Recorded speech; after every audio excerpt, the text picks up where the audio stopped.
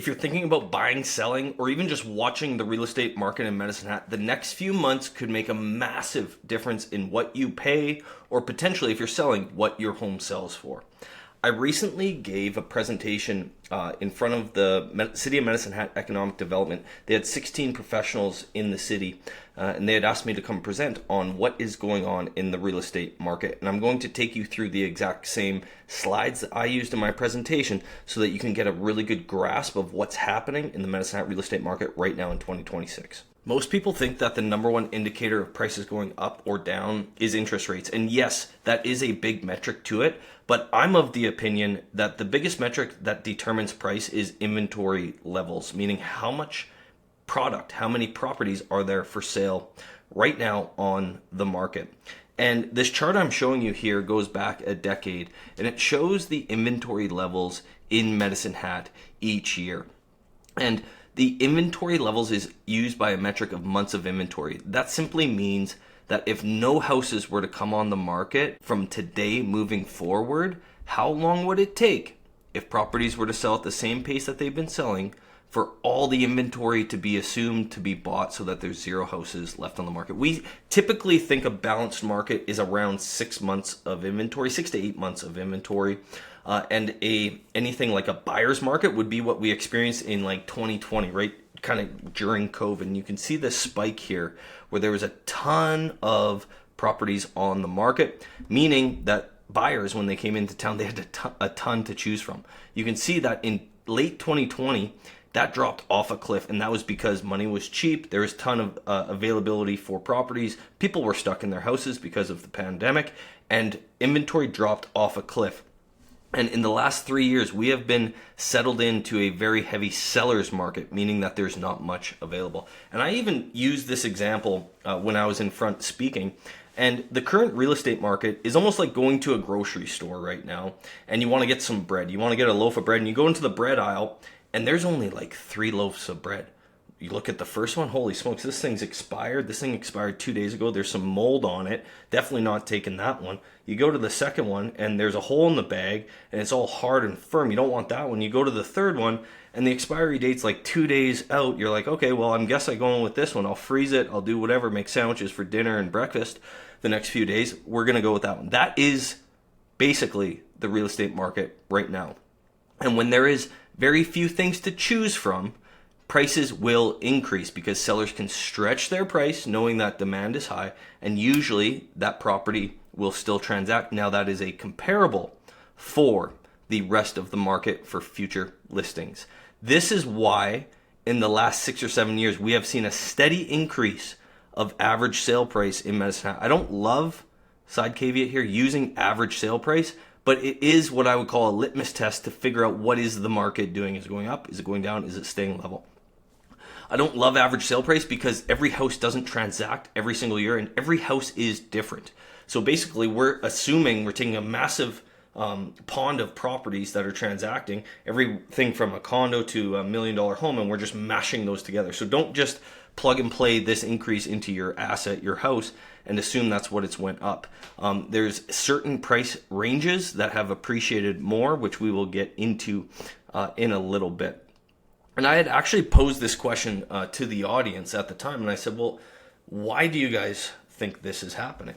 And they obviously answered the things that I just mentioned. Inventory is low, transaction count is down, et cetera, et cetera. But the number one reason next to inventory, and this is why inventory is so low, that Medicine Hat prices are increasing is because Medicine Hat is seen as a discounted market to the rest of the country.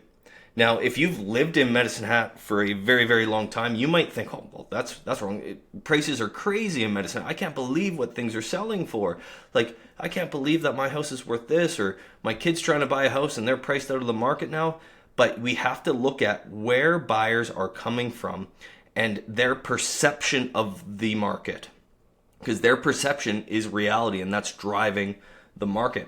And for the majority of people coming from BC, Ontario, even Calgary, bigger centers, They look at prices in Medicine Hat and they think it is a steal of a deal. So they come into town, they're okay paying full ask or even a little bit over ask if they need to get the property.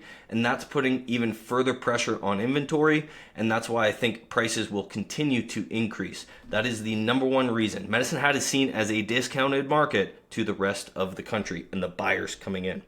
And this, to prove my point, is what I call the $250,000 Medicine Hat advantage. I took recent sales in Medicine Hat versus Calgary, and I'm showing them to you here on this slide. Depending on product type, so we can all assume if you're looking at this, this is a very similar property. Similar square footage, good areas of town. The sale price difference is $250,000. Furthermore, if you look at more of a bungalow, a first-time home buyer place, my buddy's place in Calgary sold for $515,000. I've been in this house. It feels like you just got dropped into Crescent Heights. Very similar feeling community. Something like that in Medicine Hat is going for high twos. Again, about a $250,000 spread. Now, if you look at the condo market, it's pretty much the same. If you look at townhouses, half duplex, different product types, give or take, it's about $200,000 to $260,000 difference. And that is why when people come from Calgary to Medicine Hat, they want to get out of the city into a smaller community. They think Medicine Hat, all prices are really, really reasonable and they're a good deal for them to transact and live here. When you look at hyper inflated markets like Vancouver's, Toronto's, this spread is even greater. And as Alberta becomes more appealing, these prices for these homes, in my opinion, will continue to go up. This leads me to my next point of the properties that are going to be appreciating the most in the next little bit. If you think about a first-time home buyer, the first-time home buyer price to enter the market in Medicine Hat has substantially been rising over the last couple of years. Usually a first-time home buyer could get into a good solid house for about $300,000. Now those properties have appreciated to around four and a quarter, and first-time home buyers are usually not wanting to spend that much money on their first house. So the properties that I think are going to continue to appreciate faster than the market will be townhouses, half duplexes, condos of sorts, specific ones, but anything that is around that $300,000 or sub $300,000 range. I believe that those properties are going to appreciate at a faster rate because there's so much buyer demographic, so different types of people looking at that price range that's more appealing. For example, 6-7 years ago, a lot of younger couples like my wife or some of our friends would be entering the market at a good solid house, a detached home at around that 300, and a quarter mark, and that's just not reality anymore unless you want to get a property that needs a bunch of work. Now those buyers are more looking for like townhouses, half duplexes, things like that. So they're getting a lesser, I would say, value of a house, but that price point has just changed. So that's going to be something that I think is good to keep our eye on in the market moving forward.